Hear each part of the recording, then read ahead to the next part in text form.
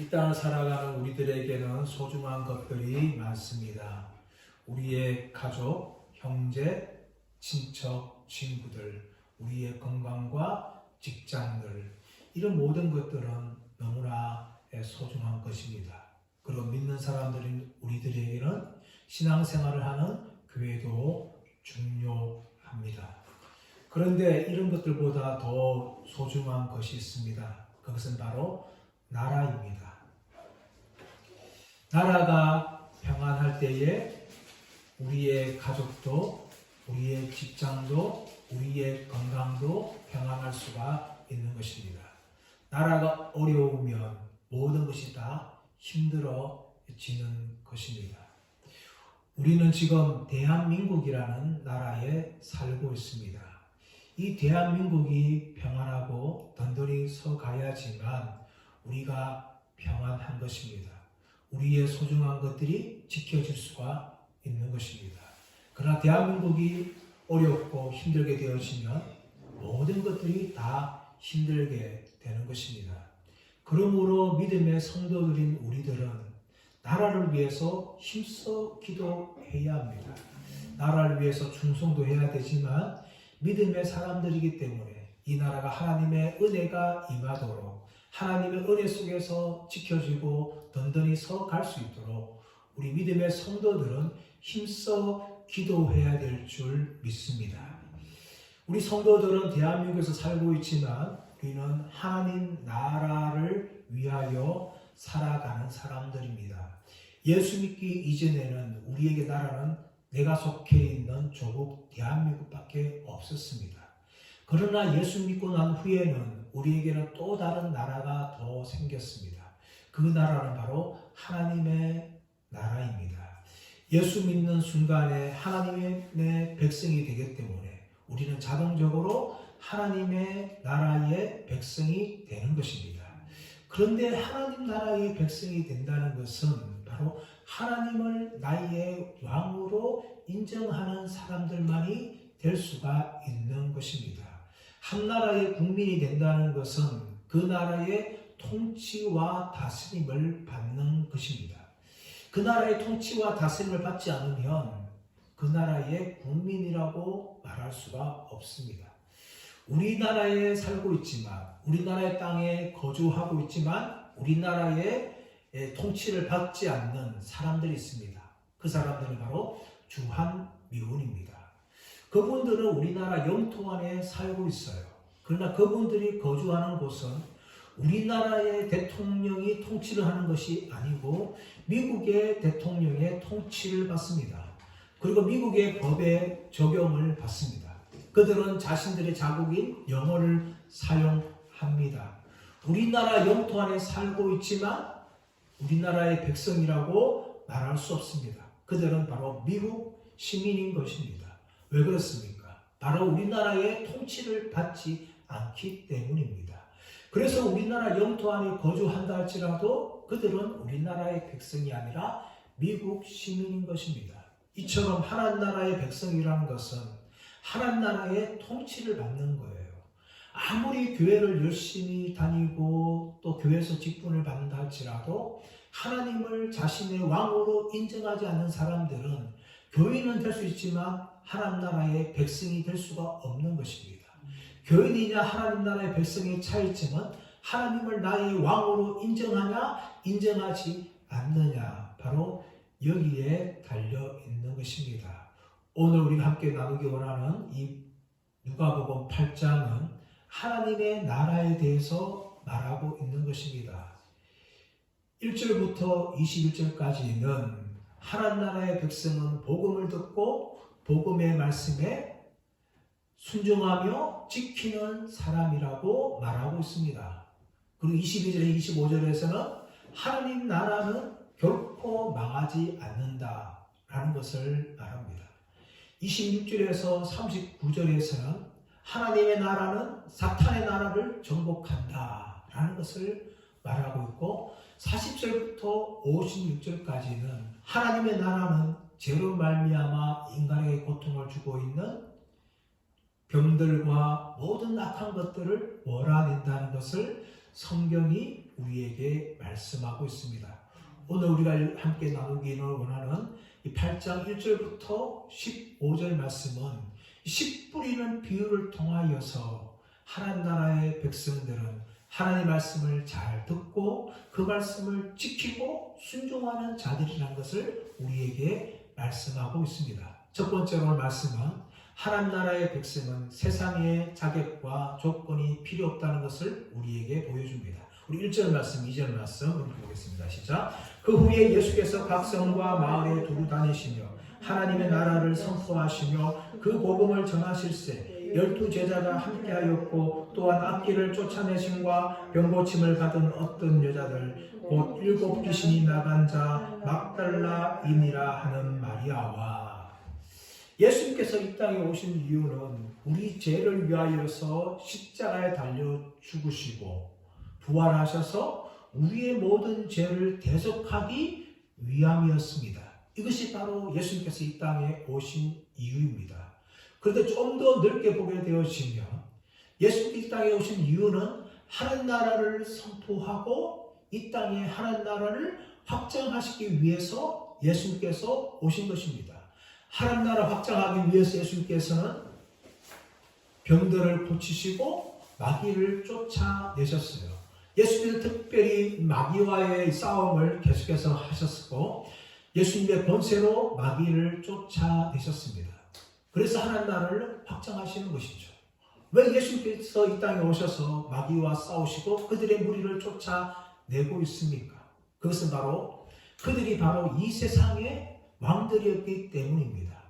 하나님께서 에덴 동산에서 아담과 하와를 두시고 하나님 대신에 그 땅을 다스리고 정복하라고 명령하셨어요. 그러나 하와가 넘어가고 아담도 넘어가서 하나님 앞에서 범죄하고 말았습니다. 그 일로 인하여서 마귀는 이 땅에 불법 왕이 되었습니다. 마땅히 하나님께서 세우셨던 아담과 하와가 죄로 말미암아 넘어졌기 때문에 그 모든 권세가 마귀에게 넘어간 것입니다. 그래서 예수님께서 이 땅에 오셔서 마귀와 싸우시고 마귀를 쫓아내시며 그들의 모든 세력들을 무기력하게 만드신 것입니다. 이것이 바로 예수님께서 이 땅에 오셨고 또 하나님 나라를 전하신 이유인 것입니다. 하나님의 나라는 마귀가 왕이 아니라 하나님이 왕 되신 나라입니다. 그 나라를 선포하기 위해서 예수께서 이 땅에 오신 것입니다. 자, 그렇다면 이 하나님의 나라의 백성이 될 사람들은 누구일까요? 오늘 말씀 보시면 8장 1절 하반절 말씀 보시면 그 복음을 전하실세 12 제자가 함께 하였고 라고 말합니다. 12 제자. 12 제자는 예수님과 가장 가까이 있었고 이들은 3년 동안 예수님을 따라다닌 하나님의 백성들이었습니다. 그런데 여러분 이들의 구성을 보았습니까? 이들의 구성은 그 당시에 유명한 바리새인들, 대제사장들이 아니었습니다. 그들은 갈릴리 이름 없는 어부들이었습니다. 또 그 중에는 로마를 향하여서 반역을 일으키고 사람을 죽였던 열심당원도 있었습니다. 그리고 심지어 예수님을 3번이나 부인했던 베드로도 있었습니다. 이것이 바로 12 제자였어요. 또 그리고 로마에 빌붙어서 평생 먹고 살면서 부자가 되었던 세리도 있었습니다. 이런 형편없는 사람들이 바로 12 제자였고 하나님의 백성들이었습니다. 그리고 2절 말씀 보십시오. 또한 악기를 쫓아내심과 병고침을 받은 어떤 여자들 곧 7 귀신이 나간 자 막달라인이라 하는 마리아와 여러분 하나님의 백성 중에 또 누가 등장하고 있는가 하면 악기를 쫓아내시고 병고침을 받은 어떤 여자들 그들 중에 7 귀신 나간 자 막달라인이라는 여자인 마리아가 있다라고 이야기하고 있습니다.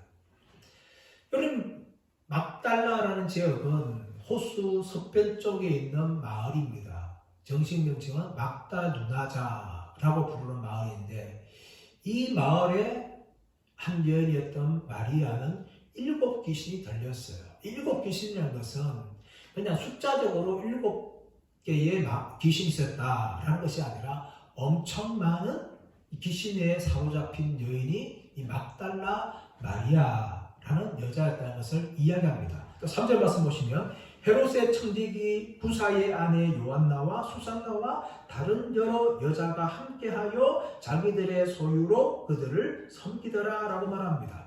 헤롯의 청지기라는 것은 헤롯의 재산을 관리하는 사람을 이야기하고 있는데 아주 조금 일반인 사람보다 높은 직급의 사람이 아닙니까? 헤롯의 재산을 관리하니까 이 헤롯의 청지기인 부사의 아내 요한나와 수산나와 여러 여자들이 예수님과 제 아들을 섬기며 따라고 이야기하고 있는 거죠. 이들도 하나님 나라의 백성입니다. 하나님 나라의 백성 안에는 12제자만 있었던 것이 아니라 바로 이런 여자들, 악기에 들려서 쫓김받은 여자들, 또 병고침을 받은 여자들, 이런 여자들이 이 하나님 나라의 백성이라는 것이죠. 여러분 얼마나 사실 세상적으로 하면 뻔때가 나지 않습니까? 좀 하나님 나라의 백성이라면 그 당시에 잘 나가는 계급에 갖고 있던 사람들이라든지 이 종교 지도자들이 되어야 예수님을 따라다니며 그리고 예수님을 섬길 때 사람들 보기에도 야 대단하다 그렇게 인정받을 수 있는데 예수님을 따라다니고 예수님과 함께했던 사람들이 겨우 12제자들 형편없는 제자들이었고 또 귀신 쫓김을 당하고 병고침을 받았던 이런 여자들이었다는 것을 성경은 우리에게 말하고 있는 것입니다. 여러분 그렇다면 왜 여자가 문제입니까? 왜 여자가 여자를 강조하고 있을까요? 그것은 바로 하나님 나라의 백성이 되는 데는 어떤 세상의 자격과 조건이 필요 없다는 것을 말하고 있는 것입니다. 예수님 당시에 여자는 죄송한 이야기지만 이 사람 축에 들어가지 않았어요. 사람들이 유대인들이 숫자를 세릴 때 카운트에는 여자들을 카운트하지 않았습니다. 그뿐만 아니라 해당 예배 드릴 때 구성 요소들 중에서도 남자들 해당하지 여자들은 해당하지 않았어요. 그것이 예수님 당시의 여인들의 신분과 위치였습니다. 그러나 누가는 하나님 나라 백성 안에 12제자뿐만 아니라 세상적으로 인정받지 못하는 이런 여자들을 기록하고 있어요. 그것도 악귀에서 쫓김받은 여자들이나 병고침을 받은 그런 여자들을 이렇게 기록하면서 이들이 다니면서 예수님과 제 아들을 섬긴 사람들이라고 그렇게 기록을 하고 있는 것입니다. 이것은 우리에게 무엇을 분명하게 보여주는 것입니까? 바로 하나님 나라의 백성이 되는 데는 세상의 자격과 조건이 필요 없다는 것을 우리에게 분명하게 알려주고 있는 것입니다. 여러분 세상에서요 요즘에 무엇이 과거부터 유행했는가 하면 회원권이라는 게 참 유행했어요. 골프 회원권, 호텔 회원권, 콘도 회원권 이런 회원권들이 있어야 어느 모임에 회원이 될 수 있는 거예요. 그 회원권을 얻기 위해서는 작게는 수천만 원에서 몇 억까지 써가면서 사람들이 그 회원권을 얻으려고 하고 그 회원이 되기를 원하는 것입니다. 또 요즘에 결혼정보회사 이 결정사의 회원이 되기 위해서도 자격과 스펙이 대단해야 돼요. VIP도 시작해가지고 밑에까지 보면 다 위치가 있는데 그 가지고 있는 스펙과 이 재산과 가정의 형편에 따라서 VIP냐 아니면 채미받느냐 완전히 다 달라지는 거예요. 그런 회원들 되기 위해서는 그만큼 자신들이 위치가 달라진다는 것이죠. 그러나 여러분 하나님 나라 백성이 되기 위해서는 이런 세상적인 조건과 자격이 전혀 없습니다. 오직 필요한 것은 바로 예수 그리스도를 나의 구원자와 주인으로 믿는 믿음뿐입니다. 근데 이 믿음도 뭡니까? 하나님의 은혜인 거죠. 우리가 믿는 것이 아니라 성령이 우리를 거듭나게 하시기 때문에 우리가 예수를 향하여 주라 고백하고 믿게 되는 거죠. 성령에서 거듭나지 않으면 우리 예수를 믿을 수가 없는 거예요. 그래서 믿음은 무엇인가 하면 하나님의 선물인 거죠.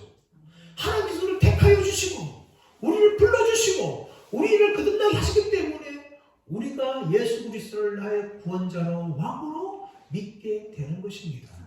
오늘 본문의 말씀에 나오고 있는 이 여인들 보십시오. 예수님이 병을 고쳐주고 귀신을 쫓아보낸 사람들이 이 사람들 뿐이겠습니까? 아닙니다. 수많은 사람들을 예수께서 병을 치료하여 주시고 귀신을 쫓아보내셨어요.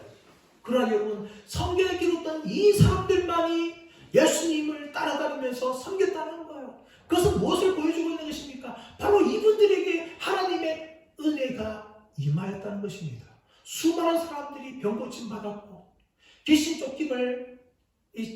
쫓겨나는 것을 받았는데, 그런데 그 많은 사람들이 예수를 따라하는 것이 아니라 이런 소수의 사람들만이 예수님을 따라다니면서 자신의 제물로 예수님과 제 아들을 섬기고 있는 것을 우리에게 보여주는 것입니다.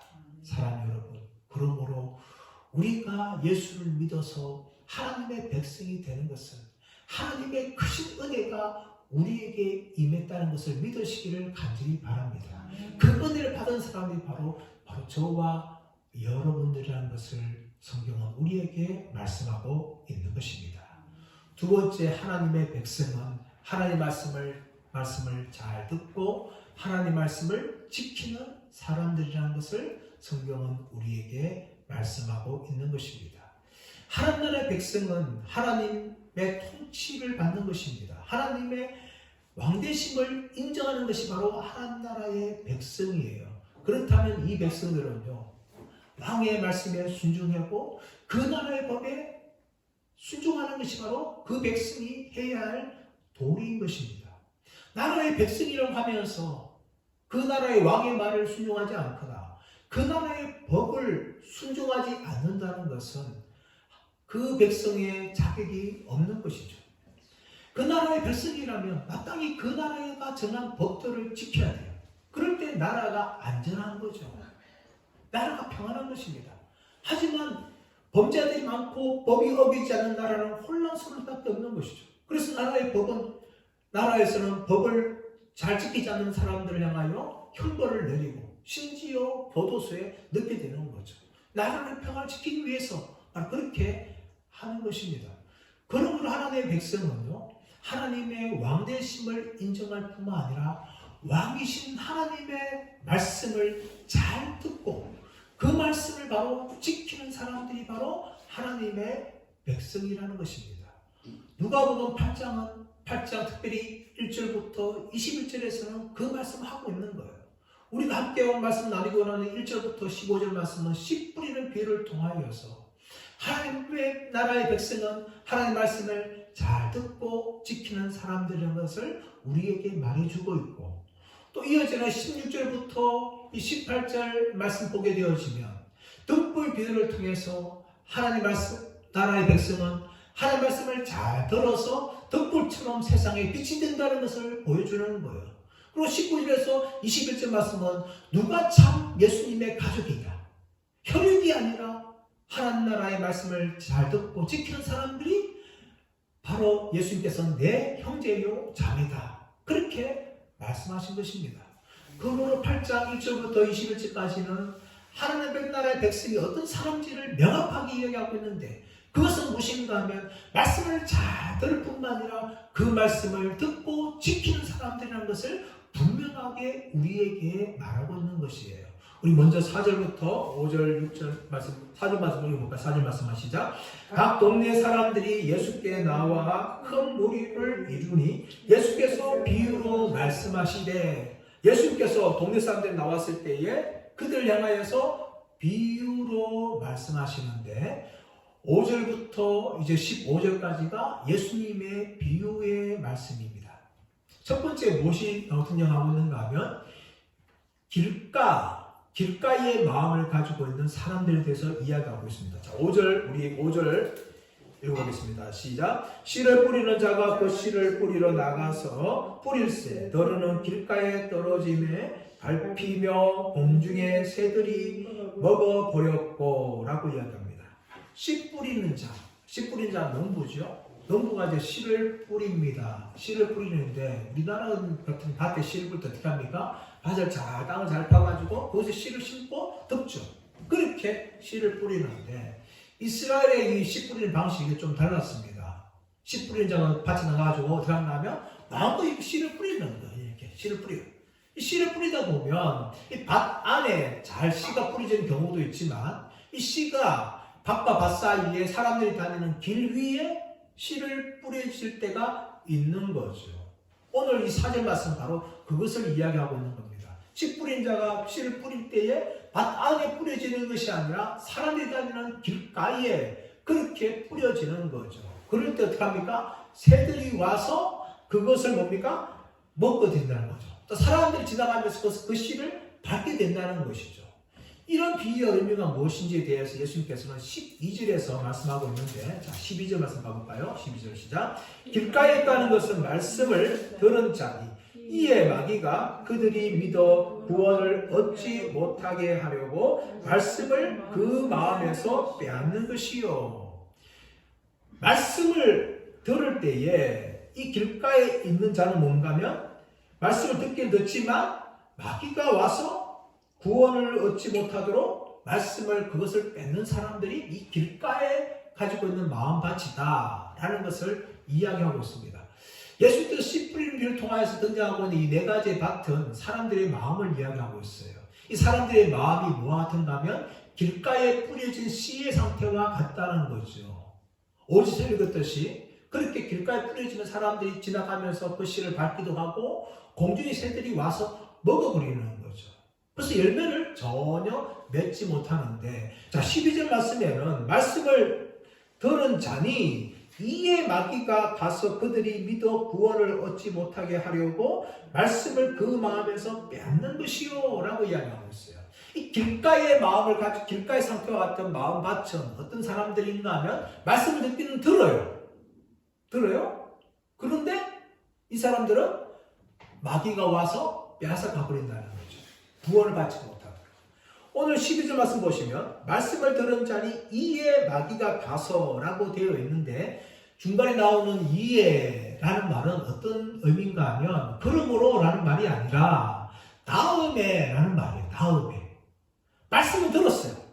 그런데 그 말씀을 이 사람들이 마음으로 받아들이지 않으니까 그 후에 마귀가 아예 이 사람들이 구원을 얻지 못하도록 말씀을 빼앗아 가버린다는 거예요. 이것이 바로 길가의 마음을 가진 사람들의 상황이라는 거죠. 그들은 말씀을 듣기는 들었습니다. 하지만 말씀을 그들이 받아들이지 않으니까 마귀가 와서 그 말씀을 빼앗아 가서 구원을 받지 못하게 하는 것이 바로 이 길가의 같은 마음을 가진 사람들이라는 것을 예수님께서 이야기하고 있습니다. 두 번째는 바위 위에 떨어진 씨를 이야기하고 있는데, 자, 6절 말씀 볼까요? 6절 말씀 시작. 더러는 바위 위에 떨어지매 싹이 났다가 습기가 없으므로 말랐고. 자, 두 번째 밭은 어떤 밭인가 하면 바위 위에 떨어진 상황 같아요. 이 바위 위에 떨어졌다는 것은 그냥 바위 위에 떨어진 것이 아니라 위에는 흙이라서 씨가 떨어졌는데 문제는 무엇인가 하면 이 떨어진 이 땅 밑에 바로 보이지 않는 바위가 있는 거예요. 그래서 씨가 처음에는 뿌리를 흘러가는 거죠. 그런데 문제는 무엇인가 하면 바위 때문에 더 이상 뿌리가 뻗지를 못하는 거예요. 그리고 흙이 얕으니까 이 습기가 없어가지고 이 씨가 더 이상 자라지 못하고 말라버리는 거죠. 이런 상태에 대해서 16절을 말하고 있는데, 자, 16절 가볼까요? 16절 시작. 바위 위에 있다는 것은 말씀을 들을 때에 기쁨으로 받으나 뿌리가 없어 잠깐 믿다가 시련을 당할 때에 배반하는 자요. 바위 위에 씨가 떨어지는 것은 이 사람들은 말씀을 처음에 들을 때 아주 기뻐함 받았습니다. 아멘 할렐루야 하면서 말씀을 받았어요. 근데 문제는 무엇인가 하면 뿌리가 깊게 내리지 못하는 거죠. 뿌리가 내리지 못하니까 잠깐 믿다가 시련을 당할 때에 예수님을 배반하고 떠나는 사람들이라는 것을 이야기하고 있는 것입니다. 이런 사람들이 바로 바위 위에 떨어진 씨와 같은 마음을 가진 사람들이라는 거예요. 예수님의 제자들을 보십시오. 예수님을 3년 동안 따라다녔습니다. 그들은 예수님의 은혜 말씀 참 많이 들었어요. 그들으면서 정말 귀한 말씀이다. 그렇게 감탄한 적이 한두 번이 아니었어요. 그런 어떻습니까? 예수님께서 십자가 지시려고 겟세마네에서 기도받을 때에 가룟 유다가 병사를 데려가서 예수님 체포할 그 순간을 어떻습니까? 예수님을 다 버리고 그들은 도망갔어요. 시련이 당할 때에, 시련이 찾아올 때에 그들은 믿음을 배반한 사람들이다. 그렇게 말하고 있는 거예요. 우리도 마찬가지입니다. 처음에 신앙생활 합니다. 하지만 우리 인생의 고난이 찾아오고 또 사람 입방이 찾아올 경우에 그만큼만 신앙을 잃어버리고 떠나는 사람들이 많다는 것이죠. 그런 사람들이 바로 바위 위에 떨어진 씨와 같은 상태를 가진 사람들이라는 것을 예수님은 말씀하고 있는 것입니다. 자, 세 번째는 가시떨기에 떨어진 사람들인데요. 자, 7절 말씀 보실까요? 시작. 더러는 가시떨기 속에 떨어짐에 가시가 함께 자라서 기운을 막았고, 가시떨기 속에 가시가 많은 그런 나무가 있는 그런 지역에 이 씨가 떨어지는 거예요. 근데 씨가 자라지 못하고 이 가시의 기운에 막혀버리는 거죠. 여기서 막혔다는 것은, 막아버렸다는 것은 마치 숨을 못 쉬도록 목을 꽉 조르러서 질식시키는 상태를 말하고 있는 거예요. 이 씨가 떨어지고 자라가야 되는데 이 가시의 힘 때문에 자라지 못하는 거예요. 이 사람들 어떤 사람들일까? 14절 말씀. 자, 14절 말씀 가볼까요? 14절 말씀 시작. 가시떨기에 떨어졌다는 것은 말씀을 듣는 자이나 지내는 중 이생의 염려와 재물과 향락의 기운이 막혀 온전히 결실하지 못하는 자요.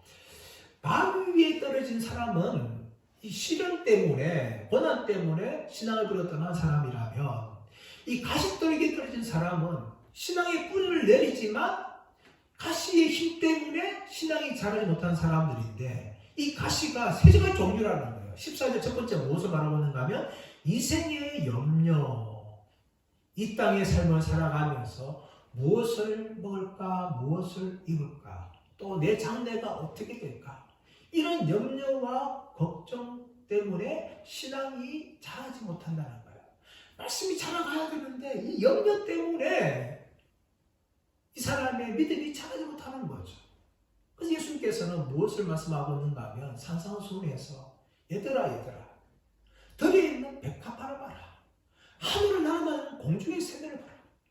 이들 모두가 천국께서 그들을 먹이신다. 하물며 하나님의 백성이며 자녀인 너희들을 하나님이 먹이고 입히지 않겠느냐. 그러므로 너희는 먼저 그의 나라와 그의 의를 구하라. 그리하면 이 모든 것을 하나님이 다 채우시리라. 예수님 말씀하시는 거죠. 이 말씀이 뭡니까? 너희는 단지 이 땅에서 무엇을 먹을까, 무엇을 잊기 위해서 살아갈 존재들이 아니라 너희들은 하나님의 나라와 의를 위해서 살아가야 될 존재라는 것을 예수님이 말씀하시는 거예요. 그런데 하나님의 백성인 우리들도요, 이 땅의 삶을 살아가면서 하나님 나라와 의를 위해 생각하고 그것을 위해 기도하며 살아가는 것이 아니라 이 땅에 보이는 문제들, 우리가 처한 현실 때문에 무엇을 먹을까, 무엇을 입을까, 내가 어떻게 될까, 이런 걱정과 염려 속에 살다 보면 하나님 말씀이 떨어져도 그 말씀이 자라지 못하게 됐다는 것을 예수님이 말씀하는 거죠. 두 번째는 재물입니다. 이 재물은 헬라 단어로 플루토스라는 단어인데 이것은 재물이 아주 많은 것을 말해요. 재물이 작은 그때는 여러분 그때도 시험이 들죠. 그러나 재물이 작으면 더욱더 하나님을 의지하게 되어 있습니다. 하나님 기도하게 되어 있어요. 문제는 무엇입니까 하면 재물이 많을 때예요. 재물이 많을 때. 문제는 우리 모두가 다 재물이 작은 것보다 많기 원하죠. 욕심이 생기는 거예요. 더 많은 것들을 우리가 벌기 위해서, 더 좋은 집을 살기 위해서 그렇게 아둥바둥하고 몸부림칩니다. 또 그렇게 살지 못하는 사람들과 비교하면서 내 인생이 망했다 라고 그렇게 이야기하고 있습니다. 그래서 많은 사람들이 가는 숲에서 나기 원하고 부자가 되기를 원합니다. 그러나 성경은 이런 사람들을 위해서 경고하고 있습니다. 디모데전서 6장 9절 10절 말씀 보시면 부하려 하는 자들은 시험과 올무와 여러 가지 어리석고 해로운 정욕에 떨어지나니 곧 사람으로 침륜과 멸망에 빠지게 하는 것이라. 돈을 사랑함이 일만하게 뿌리가 되나니 이것을 사모하는 자들이 미혹을 받아 믿음에서 떠나 많은 근심으로써 자기를 찔렀도다 라고 이야기합니다. 우리가 돈을 더 많이 가지면 가지려고 할수록 우리는 믿음의 세계에서 점점 멀어질 수가 있습니다. 실제로 돈이 많은 사람들 치고 믿음을 잘 지킨 사람들이 쉽지 않아요. 그래서 요한 웨슬리는 우리가 배가 부르면 부를수록 하나님과의 거리는 더 멀어진다 라고 말한 것입니다. 오늘날 돈은요, 그냥 돈이 아니에요. 돈은 거의 신입니다. 그래서 아랍어에서는 돈을 만몬이라고 불렀죠. 만몬신이라는 거예요. 사람들을 지배합니다. 더 부자가 되려고 해요. 그래서 결국은 그 모든 것 때문에 오히려 자신의 영혼이 가난하게 되어지고 자신의 영혼이 망하게 되는 거죠. 또 돈을 많이 가지면 가질수록 하나님과 전혀 상관없는 삶을 살게 되고 돈을 자신의 주인으로 섬기며 살아갑니다. 예수님께 어느 날 부자가 하는 청년이 왔어요. 예수님 어떻게 하여야 영생을 얻으리까? 네가 이런 거 다 지켰느냐? 저는 다 지켰습니다. 그러면 너는 네가 가진 것들을 다 나눠주고 나를 따르라.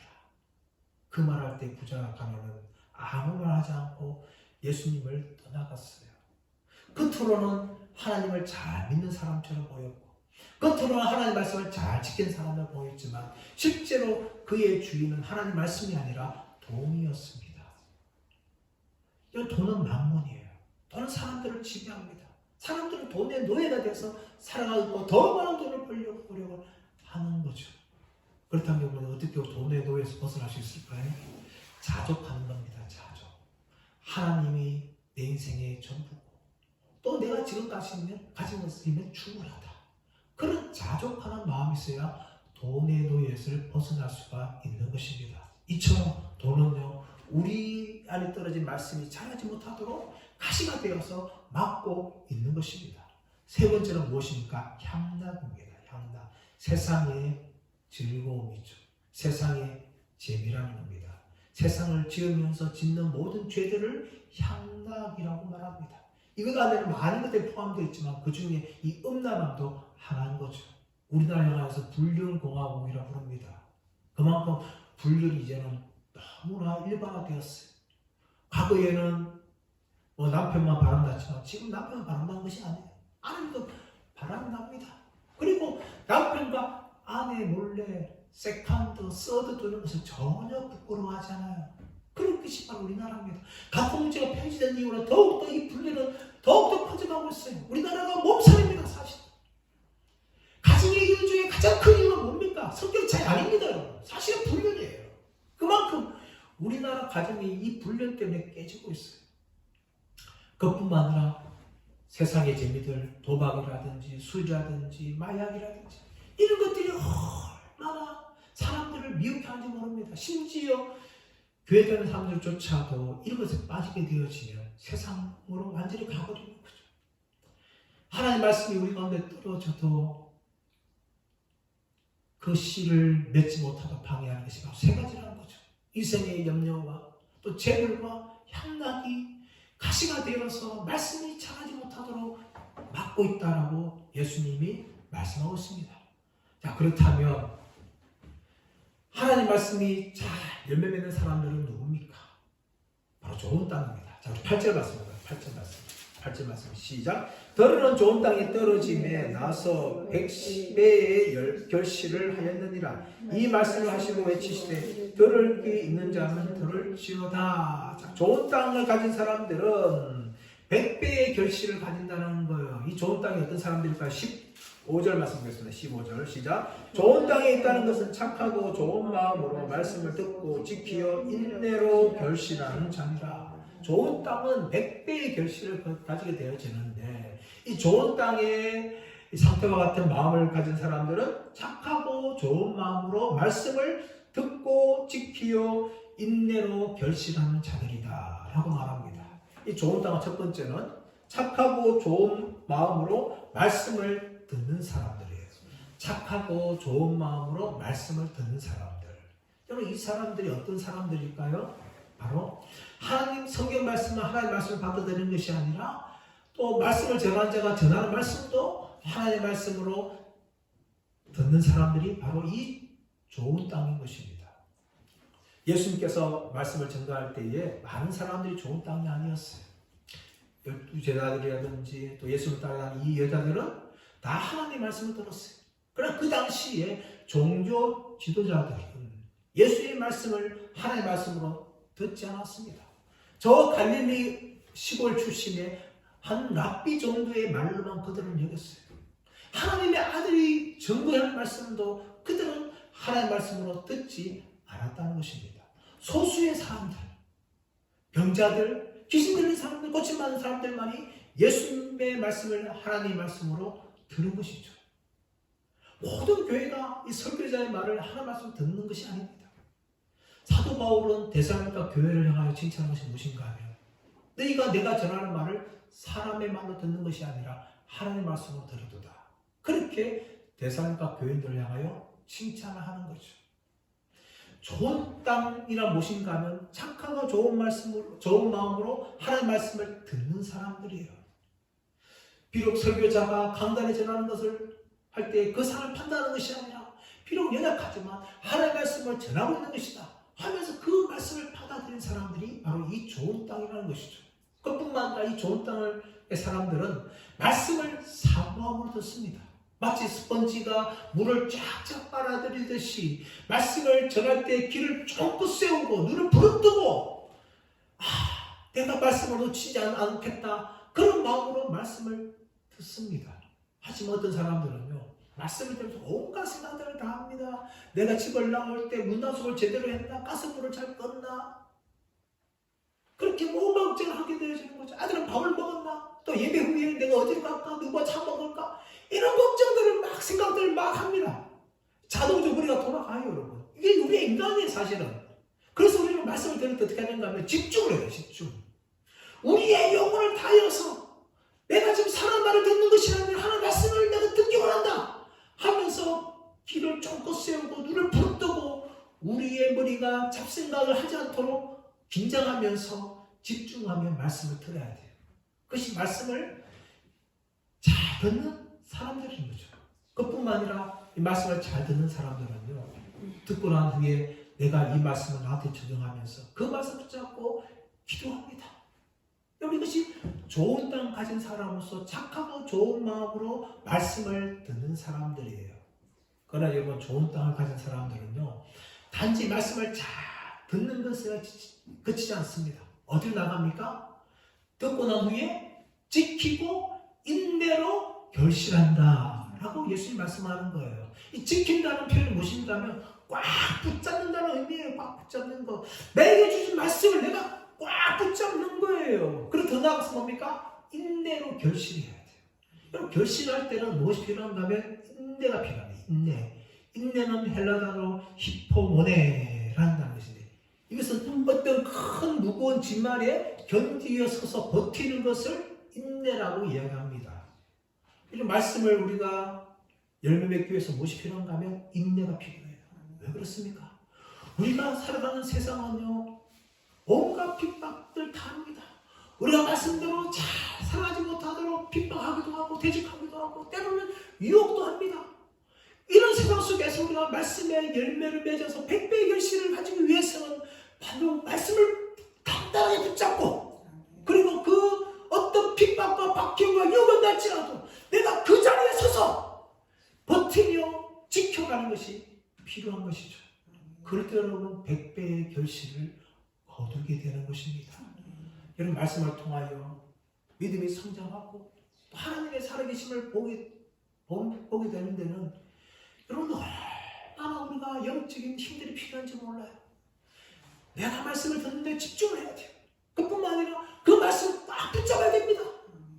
끝인 것이 아니라 끝까지 인내하면서 나에게 주신 말씀이 열매를 맺을 때까지 내가 버티리라.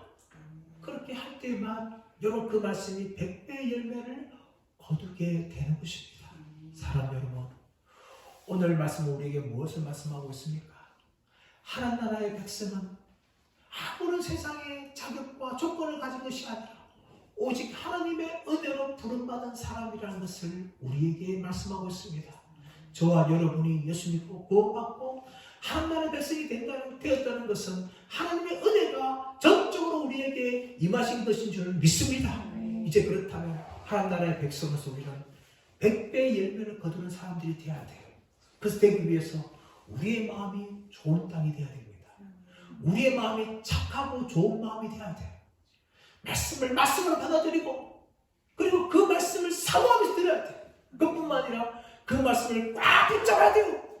그리고 살아가는 세상 속에서 어떤 핍박과 환난과 어려움이 찾아오고 유혹이 찾아오도 할지라도 내가 말씀을 지키리라 라는 굳은 의지와 결단을 가지고 그 말씀대로 살아감을 통하여서 100배의 결실을 맺게 되어지는 저와 여러분 모두가 되시기를 예수의 이름으로 축원합니다.